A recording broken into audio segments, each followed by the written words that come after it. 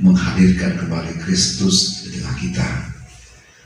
Izinkan kami dari panitia dan juga para penyelenggara mengucapkan selamat datang juga para suster, Bapak Ibu sekalian, para tenaga pendidik yang namanya KKG.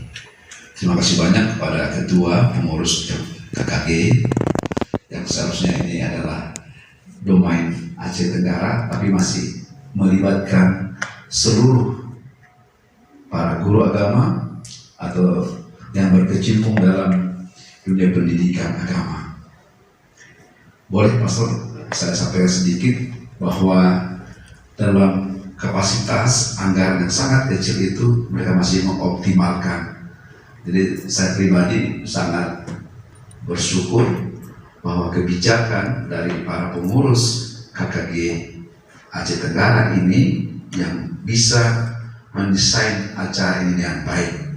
Jadi guru-guru agama Katolik yang ada di Aceh ini yang dikemandai oleh KKG mencoba mendesain salah satu program pemerintah ini menjadi program kita bersama dengan judul yang sangat, saya pikir bukan yang kebetul menandakan sebagai insan atau sebagai tenaga pendidik guru agama Katolik di Aceh ini sudah siap menjadi pengajar agama Katolik di provinsi syariat ini menjadi salah satu tantangan, menjadi sekaligus juga menjadi peluang untuk menyatakan jati diri kita sebagai katakanlah pelaku-pelaku sabda seperti hari ini.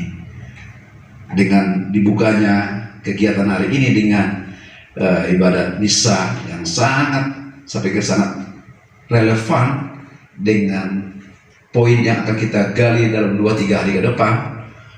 Saya pikir ini menjadi gawain kita bersama. Jadi terima kasih Pastor, Suster, Bapak Ibu atas inisiasi dalam beberapa hari ini. Kita masuk lebih dalam sesama di hadapan Tuhan. Satu refleksi kritis atas moderasi dan kerukunan umat beragama dalam dunia pendidikan di Aceh ini. Kami nyatakan dibuka dalam nama Bapa dan Putra dan Roh Kudus. Amin. Selamat untuk melanjutkan, dan kepada Pastor Sotarsis dan Pastor Gerard yang juga menjadi narasumber kita, kami sampaikan terima kasih.